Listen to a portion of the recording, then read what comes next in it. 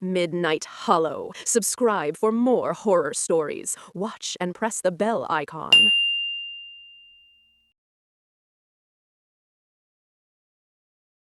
Aina had always hated silence. Not the peaceful kind, but the kind that pressed against your ears until you could hear your own heartbeat. The kind that made you feel watched. That was why she took the night caretaker job. Everyone else avoided it. The facility sat at the edge of the city, where the road lights stopped and the forest began. An old research building, officially shut down years ago, now used only to store equipment and archives no one wanted to deal with. Aina's job was simple. Stay from 10 p.m. to 6 a.m., monitor the security screens, make sure nothing was stolen. No co-workers, no visitors, just her and the building. The pay was good. Too good. Her first night went smoothly. The building smelled of dust and old paper. Fluorescent lights flickered above long hallways that stretched farther than they should have. She told herself it was just perspective. At exactly 1:17 a.m., one of the security cameras glitched. Just static. Aina leaned closer to the screen. Camera 6, hallway C. The static lasted 3 seconds, then returned to normal. She shrugged it off. Old system. At 2:03 a.m., the same camera glitched again. This time, when the image returned, something was different. The hallway looked darker. Not like the lights were off, more like the darkness was thicker, heavy, as if it had weight. Aina frowned and checked the other cameras. All normal. She tapped the desk nervously and whispered to herself, "Get a grip."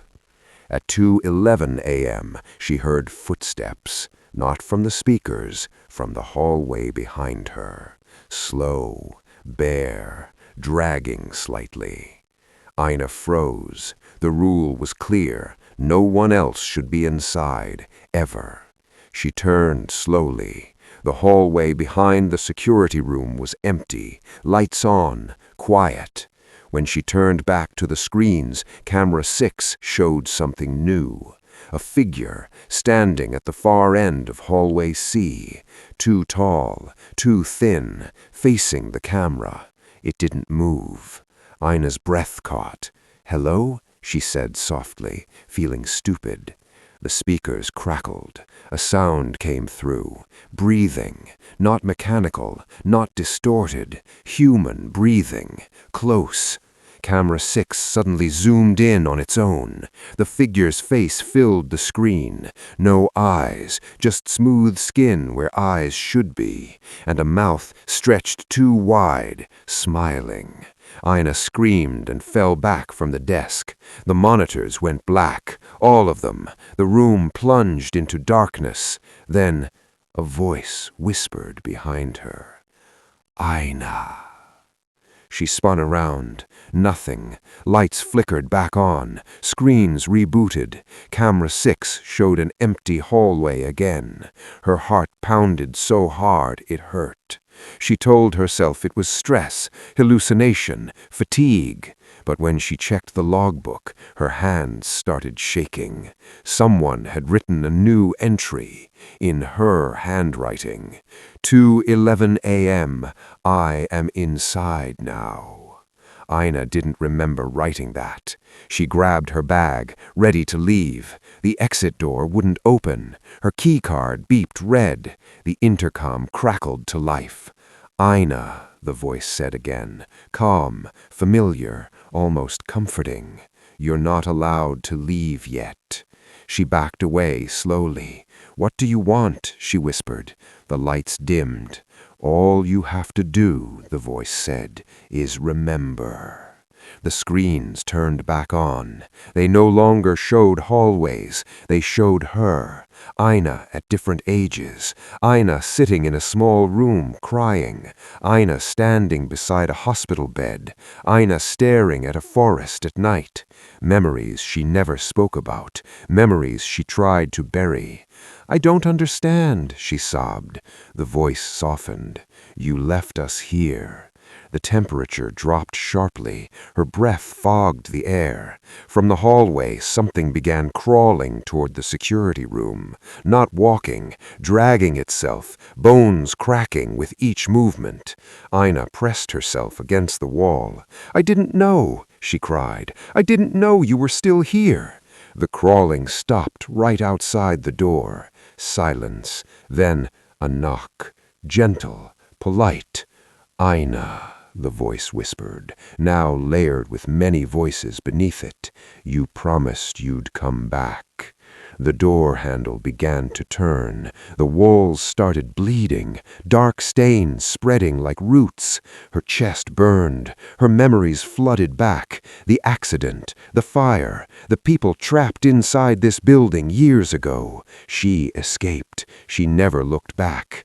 The door burst open. The thing that entered was not one shape, but many fused together, faces overlapping, mouths opening and closing, all smiling. "You took the light with you," it said, "so we learned to live without it." Aina screamed as the darkness wrapped around her. The cameras recorded everything. At 6 a.m., the system reset. Morning staff arrived. The building was quiet. The security room was empty. No sign of struggle. Only the logbook lay open on the desk. A fresh entry waited. 6 a.m. Aina is staying. And deep inside the forest behind the building, something new began to walk, wearing her face, smiling without eyes, finally free to leave the silence behind.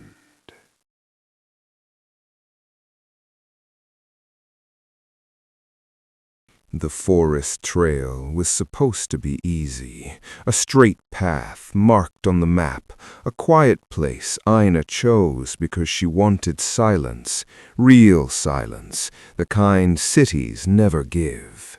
She told her friends she would be back before dark. She told herself the same lie.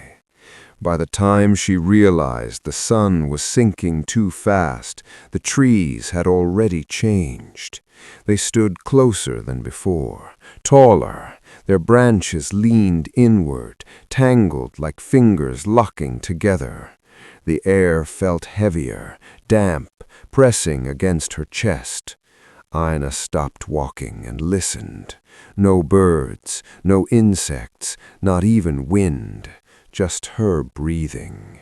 She checked her phone. No signal. The battery showed 38%. She swallowed and forced herself to stay calm. Panic wastes time. She turned back the way she came, but the path behind her looked unfamiliar. The stones were gone. The ground was smooth, covered in dark leaves that looked wet even though it hadn't rained. Aina whispered, "This isn't right." The forest answered with a sound that was not a voice, but felt like one, a low, distinct creak, like wood bending under weight. She started walking faster, then running. The light dimmed unnaturally fast, as if someone was lowering a switch. Shadows stretched across the ground, twisting into shapes that made her stomach turn. Every few steps she felt it, that sensation of being followed. Not footsteps, something worse, something that didn't need to move to be close. She stopped again, gasping. Behind her, between two trees, stood a figure. At first she thought it was a tree stump. Then it moved. It was tall, thin, and wrong. Its body looked like bark stretched over bones. Where a face should have been, there was only darkness, except for two pale shapes that slowly opened into eyes. Aina screamed and ran. Branches tore at her clothes, thorns cut her arms, but she didn't feel the pain until later. Her heart pounded so hard she thought it might burst. The forest no longer felt like a place. It felt like a living thing that knew where she was going before she did. She tripped and fell. The ground beneath her was soft, too soft. She pushed herself up and realized she was standing in a clearing. In the center was a small wooden cabin, old and rotting, its door slightly open. A dim yellow light flickered inside. "Shelter!" her mind screamed. She didn't think. She ran to the cabin and slammed the door shut behind her, locking it with a rusted bolt. Her hands shook violently. She leaned against the door, listening. Silence. Then, tap. Something touched the wood from the outside. Tap. Tap. Slow. Patient. A shadow passed across the single window. Tall. Too tall. Aina covered her mouth to keep from crying. Minutes passed, or hours. Time didn't feel real anymore. When the tapping stopped, she dared to move. The cabin smelled of dust and decay. Old furniture lay broken. On the wall, scratched deep into the wood, were words. "Do not answer it. Do not follow the voice. Do not sleep." Her blood turned cold. A whisper slid through the room. "Aina," her name.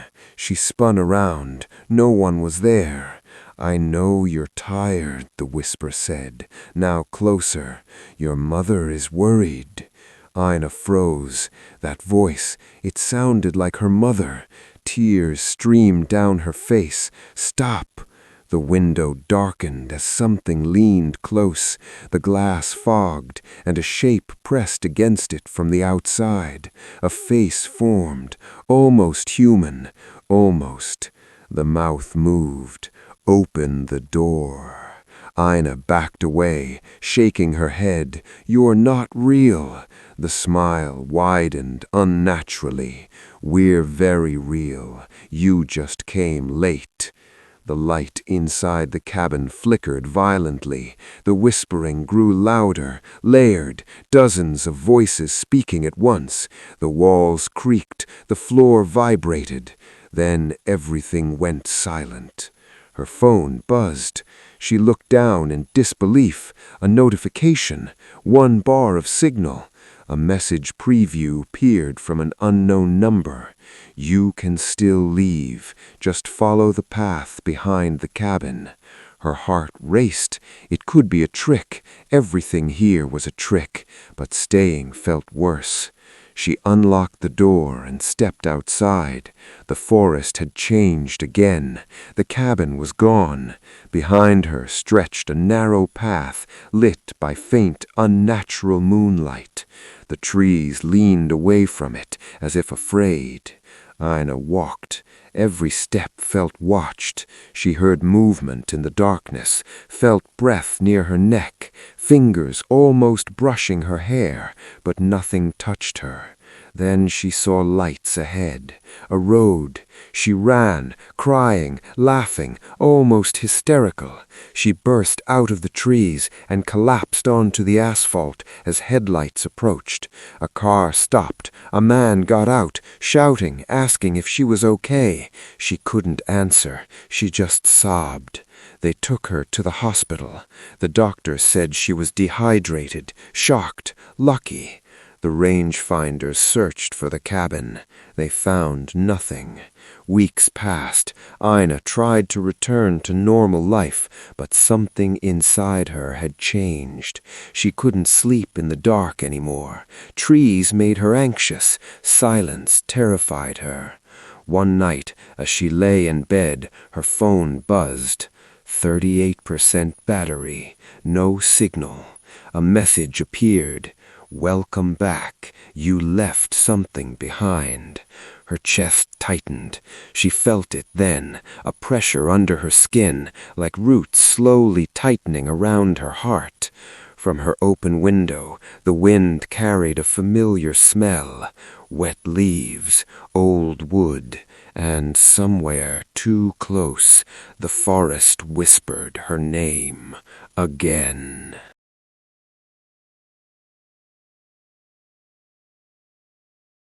The streets of Willow Creek were empty, the kind of emptiness that made you question if anyone had ever lived there at all.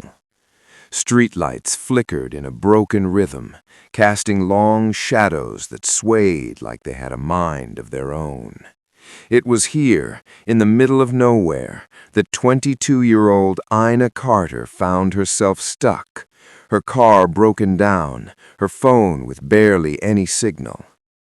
Aina had always loved late-night drives through small towns, pretending she was in a movie. But now the dark, quiet roads weren't cinematic, they were alive. Her car engine had sputtered and died a mile back, leaving her with nothing but the fog rolling through the trees.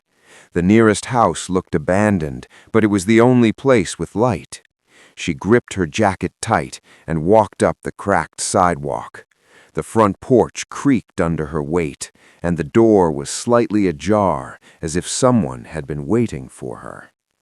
"Aina?" a voice whispered from the shadows. She froze, heart thumping. "Hello?" she called, trying to keep her voice steady. Nothing answered, just the wind. The door swung open with a slow creak, and inside the air smelled old, dust, mildew, and something else she couldn't name. She stepped in, her sneakers silent on the wooden floorboards. A single hallway stretched before her, lined with pictures of people she didn't recognize. Their eyes seemed to follow her. Her phone buzzed, a single text. "Why did you come here?" Aina's breath caught. There was no signal. No one knew where she was. Who could have sent it? A sudden thump upstairs made her jump. She told herself it was just the house settling, but the rhythm was too deliberate. Step, pause, step, pause. She found a flashlight in a drawer, and the weak beam cut through the darkness. As she moved through the house, the whispers started, low, hissing voices that spoke in fragments. Not safe. Leave. Follow. In the kitchen, she noticed something impossible. Her own car keys on the counter. She hadn't brought them in. They were old, rusted, as if they'd been there for years. Then the phone buzzed again. Look outside. Aina's stomach turned cold. She stepped to the window, and the fog outside had thickened. A figure stood at the edge of the tree line, tall, featureless, just watching. She blinked, and it was gone. Aina moved to the stairs. The whispers were louder now. She could hear the scraping of nails along the banister. Her flashlight flickered, and then a sound behind her, soft but deliberate, a floorboard creaking. She spun around. Empty. "Who's there?" she shouted, voice trembling. The lights in the house went out. Total darkness. Her flashlight died. In the silence, she heard a faint ringing, like a phone line picking up. Click, click. Aina felt a breath on the back of her neck. She spun again. Nothing, but the whisper came, right into her ear. "Stay with us." Her feet moved almost on their own, running through the dark hallways, doors slamming shut as she passed. She tried the front door, locked. She tried the windows, sealed tight. Then she realized the house had changed. The hallways were longer, twisting, rooms she didn't see before. And the portraits, the eyes in the pictures had moved. Now they weren't just following her, they were reaching. Her phone buzzed one last time. "The last call is yours." Suddenly the room went icy. Aina could see her breath. Shadows peeled off the walls like smoke, forming human shapes. They whispered her name. Step, step, step, closer. She ran to the basement. The door swung open without touching it. Inside, the walls were carved symbols she didn't recognize. Candles flickered, though she hadn't seen a match. And in the center, a figure, a girl, pale, her eyes hollow, reaching toward her. Aina froze. She realized she wasn't alone, and the figure wasn't alone either. Every shadow in the basement had a face, staring, waiting. A voice, like her own, whispered, "It's time to answer." The shadows lunged. Aina screamed, but the sound was swallowed by the house. Her hands grasped at the walls, trying to climb, escape, but the house held her. Then silence, absolute silence. Ina's eyes adjusted. The shadows were gone. She stumbled outside. Fog, nothing else. Her car, still broken. The road, endless. And in the corner of her eye, just at the edge of the mist, the tall, featureless figure was watching her again. She tried to drive, to leave Willow Creek, but the town didn't end. The road looped. Every mile she drove, the house appeared again. The whispers followed her. Stay, stay, stay. Aina realized the horror too late. She would never leave. Willow Creek had chosen her, and the last call had just begun. Midnight Hollow. Subscribe for more horror stories. Watch and press the bell icon.